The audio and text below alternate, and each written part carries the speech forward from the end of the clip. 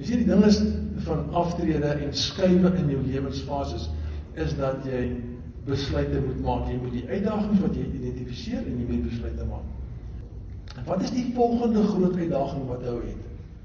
Is dat ons spandeer ons tyd en energie in die toekoms. Ons worry oor alles.